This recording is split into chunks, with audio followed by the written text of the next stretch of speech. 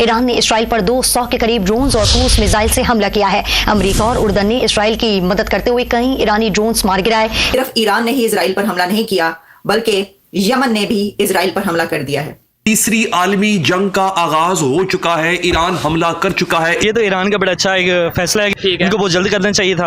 और जो दूसरी मुस्लिम कंट्रीज है उनको भी ये स्टेप उठाना चाहिए, जैसे सऊदी है, पाकिस्तान है, ठीक है, तुर्की है। अमेरिकी राष्ट्रपति जो बाइडन ने बहुत बड़ा बयान दिया है। हम इजराइल की रक्षा के लिए समर्पित है। जो बाइडन की ओर से यह बयान सामने आया, इजराइल की मदद करेंगे, ईरान सफल नहीं होगा। अमेरिका में इस वक्त इमरजेंसी लगी हुई है। मुझे आज एक वाशिंगटन से फ़ोन आया था दोस्त का, वो बता रहे थे कि हमारे इस वक्त फाइटर जेट्स हैं, उनकी बहुत ज़्यादा मूवमेंट अमेरिकन स्काइज में हो गई है। लगता है कि अमेरिका पूरी तरह से जंग की तैयारी कर रहा है। उनकी जो वार कैबिनेट है इजराइल के अंदर, उनकी मीटिंग जारी है कि हाउ टू रिटेलिएट, हमने इसका जवाब किस तरह देना है। अगर देखा जाए इस वक्त कॉमन सेंस ये कहती है कि रिटेलिएट करेंगे।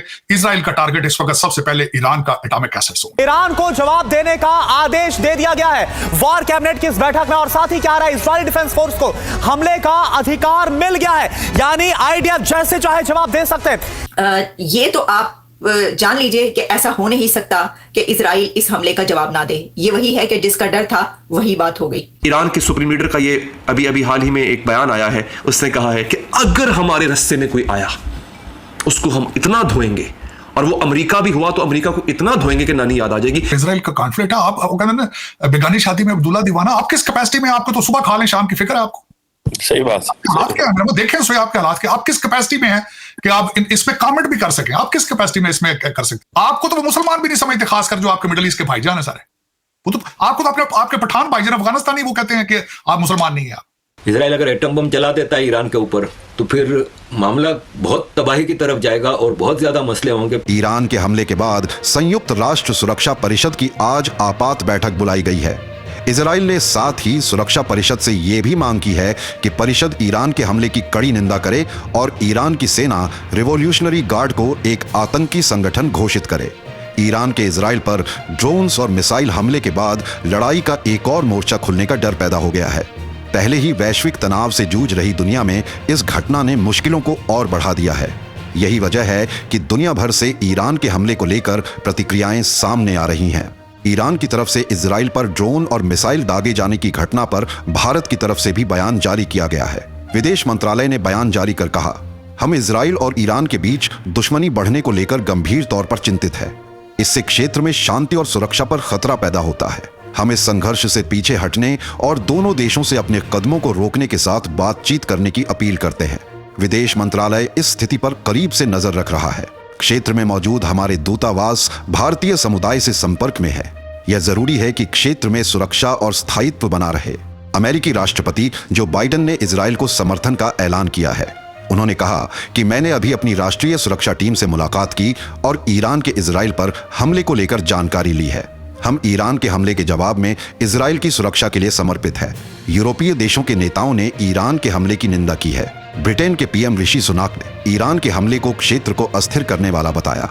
फ्रांस के विदेश मंत्री ने आशंका जताई कि ईरान की कार्रवाई से पश्चिम एशिया में सैन्य तनाव बढ़ सकता है। यूरोपीय काउंसिल के अध्यक्ष ने शांति की अपील की।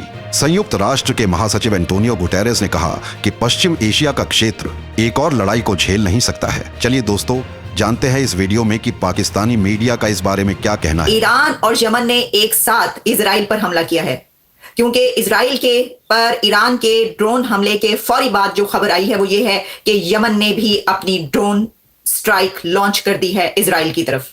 तो इस वक्त दो कंट्रीज इकट्ठे इजराइल पर हमलावर हो चुके हैं, और वो हैं ईरान और यमन। लेकिन सिर्फ खबर यहीं तक नहीं रुकती, बल्कि एक और खबर जो कि इस दुनिया के लिए वो भी इन्हीं खबरों की तरह खतरनाक खबर है, और वो खबर ये है कि इजराइल ने ईरान की एम्बेसी को बॉम्ब से उड़ा दिया है। आपको यह भी समझना पड़ेगा कि इसके बीच में और कई कंट्रीज हैं, ऐसी टेरिटरीज हैं जो इनको इंटरसेप्ट कर सकती हैं। उसमें से जॉर्डन ने यह कहा है, यह भी एक बड़ी अहम डेवलपमेंट है, जॉर्डन ने यह कहा है कि वो अपनी टेरिटरी के ऊपर से गुजरने वाले ईरान के ड्रोन्स को इंटरसेप्ट करेंगे। इजराइल की तरफ जाने वाले ईरान के ड्रोन्स को जॉर्डन, उर्दन इंटरसेप्ट करेगा, नहीं जाने देगा और उसको रोक लिया जाएगा। लेकिन कुछ ऐसे कंट्रीज बीच में हैं जो ये कह रहे हैं कि वो इंटरसेप्ट नहीं करेंगे। तार साहब, इस वक्त मिडिल ईस्ट में बहुत बड़ी डेवलपमेंट हुई है। ईरान कहता है कि उसने एक रिटेलिएटरी स्ट्राइक्स की हैं इजराइल के अंदर, और अमेरिकन और जो ब्रिटिश जहाज़ हैं उन्होंने ईरान के जो ड्रोन हैं और कुछ सुनने में आया कि हाइपरसोनिक मिसाइल हैं उनको हिट किया है इन जॉर्डन एंड सीरिया। एक बड़ी, कई लोग कह रहे हैं ये वर्ल्ड वॉर 3 है, लेकिन मैं तो समझता हूँ it's too early to speak on this. तार साहब, आप वाशिंगटन डीसी में हैं, मैं देख रहा था कि अमेरिका की जो नेशनल सिक्योरिटी एस्टैब्लिशमेंट है उनकी भी अभी मुलाकात हुई है। आप कैसे देखते हैं इस सारी सिचुएशन को? क्या इजराइल दोबारा अटैक करेगा ईरान के ऊपर, या कि अमेरिका उनको एडवाइस कर सकता है कि मजीद इसको कॉन्फ्लिक्ट को ना पिलाएं? क्योंकि ईरान का तो कहना यह है कि हमने ईरान की जो मिशन यूएन जनरल असेंबली के अंदर है उसमें उन्होंने कहा है कि हम इसको सिर्फ और सिर्फ, ये डिफेंसिव मेजर था under article 51 of the UN charter, जो हमें इजाजत देता है कि हम डिफेंसिव मिलिट्री स्ट्राइक कर सकते हैं। आप कैसे देखते हैं how things are unfolding in Washington, because Israel तो सिर्फ और सिर्फ अमेरिका पे डिपेंड करता है कि वो क्या पोजीशन लेता है। सबसे पहले तो ये बताना चाहूंगा कि इसमें स्ट्रेटजी भी हो सकती है। ये भी ब्लूमबर्ग में लिखा गया कि वो इजराइल की एयर डिफेंस को टेस्ट करना चाह रहे थे। This was a test done by Irani. और दूसरा कहते हैं यूक्रेन की जंग भी बिल्कुल इसी तरह के मोड में जो शुरू हुई थी, पहले इसी तरह की चीजें हुई थी। तीसरा, इस वक्त जो ईरान के पास स्ट्रेंथ क्या है? इस वक्त सीरिया के अंदर उनके लोग मौजूद हैं, वो तैयारी पर हैं। लेबनान है, वहां पे हिजबुल्लाह ने बल्कि अटैक शुरू कर दिए हैं। उनके पास 1.5 लाख रॉकेट मौजूद है।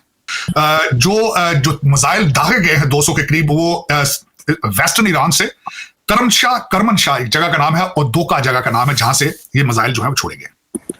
और यहां पे एक अर्ज करना चाहूंगा कि इस वक्त ना सिर्फ वहां पे ब्रिटिश ने तैयारों ने इंटरसेप्ट किए हैं ड्रोन्स, अमेरिकन तैयारों ने इंटरसेप्ट किए हैं, साथ 2 मुसलमान ममालिक भी उनके साथ शामिल थे इस एक्सरसाइज में, जॉर्डन और सऊदी अरेबिया। उन्होंने भी डायरेक्ट इन्वॉल्व होकर वो मिसाइल रोके हैं इजराइल की तरफ जाने की वजह से। अब उस पे जो अगली बात मैं ये कहना चाहूंगा चीमा साहब, 3-4 ममालिक हैं इस वक्त, उनके पता नहीं क्या उनको बड़ी सख्त तकलीफ हुई है ड्रोन के इनकी वजह से। उसमें एक फ्रांस है, एक यूके है और एक अमेरिका है, और ये ईरान को बार बार धमकियां भी दे रहे हैं। इस वक्त Russia is in the full mode as well. Syria के अंदर उनके रशियन मौजूद हैं और उनके वहां पे उनके एसेट्स भी मौजूद हैं, उनकी नेवल बेस भी है वहां पे, और they are pretty active as well. तो जिसकी वजह से मैं ये कहने में इसमें नहीं कहा जा सकते, ये बिल्कुल कहने के लिए हक बजानब होगा कि we are sitting at the edge of third world war. अगर रशिया वहां से रिटेलिएट करता है, निकलता है। तीसरा, यहाँ पे एक और बात मैं मेंशन, यहां से कुछ इनके अपने जो कैरियर हैं, they are moving towards Gaza. American जो है, they are moving towards the Gaza coast, इनके जो शिप कैरियर है। तो अगर ये शिप कैरियर इनके मूव करते हैं, और Russia has a naval base in Syria और वो वहां पे एक्टिव हैं, they are active as well. तो अगर ये सारी चीजें देखें चीमा साहब, जो फर्स्ट वर्ल्ड वॉर है वो एक बंदे के मर्डर से शुरू हुई थी। First world war, second world war की बात नहीं, मैं फर्स्ट वर्ल्ड वॉर। एक गलत मिसाइल किसी गलत आर्मी बेस पे जाने से things can go to the next level. जो अरब ममालिक हैं या पाकिस्तान की भी मैं बात करूं, यहाँ पे लीडरशिप खामोश है और अवाम बड़ी खुश है। लीडरशिप खामोश है कि जी, क्योंकि उनके इंटरेस्ट अटैच हैं बहुत सारे वेस्टर्न ममालिक के साथ, अमेरिका के साथ, और लेकिन अवाम खुश है। वो कह रहे हैं जनाब कि ये जो है वो ये सही हो रहा है, क्योंकि इजराइल ने बड़ा जनाब धमाके किए हैं, बड़ा कुछ किया है फ़लस्तीन में। आप इसको कैसे देखते हैं कि कौन इसको डी एस्केलेट करवा सकता है? जरा इसकी भी बात कीजिएगा। क्या रशिया को रोल प्ले कर सकता है? रशिया तो खैर एक और पोजीशन में, चाइना को रोल प्ले कर सकता है, सऊदी अरब को रोल प्ले कर सकता है। कौन है जो रोल प्ले कर सकता है? बिकॉज ये अगर जंग शुरू हो जाती है तार साहब, तो हम लोग जो कि जिनके पास तो सप्लाई लाइन ही कोई नहीं है तार साहब, अमेरिका के पास तो स्ट्रेटेजिक रिजर्व्स पड़े हुए हैं ऑयल के और बड़ा कुछ है, बाकी तो जितने गरीब मुल्क हैं पाकिस्तान जैसे, हम लोग तो बड़ी मुश्किल में। यहाँ तो बड़ी इन्फ्लेशन हो जाएगी तार साहब, सारे एयर स्पेस तो बंद हो गई है इस वक्त पूरे मिडिल ईस्ट की। चीमा साहब, इस ईरान के सबसे ज्यादा स्ट्रॉन्ग रिलेशनशिप रशिया के साथ है, क्योंकि उनकी जितनी डिफेंस एबिलिटीज हैं उसमें सारा वो रिलाय उनके ऊपर करते हैं। और जब अमेरिका एम्बार्गो लगाता रहा ईरान के ऊपर, जितनी टेक्नोलॉजी थी डिफेंस की, और आपने देखा होगा कि उनका डिफेंस एग्रीमेंट है एक दूसरे के साथ, जितने वो शायद ड्रोन्स बनाते हैं वो सारे के सारे रशिया इस्तेमाल करता है यूक्रेन के खिलाफ। मेरे ख्याल में that is the only country who has some influence on Iran. Otherwise मैं दूसरी जो बात मैंने ईरान के बारे में जो मैंने उनकी हिस्ट्री में स्टडी की है कि they are very independent, making their own decisions, they don't listen to others. Matter of fact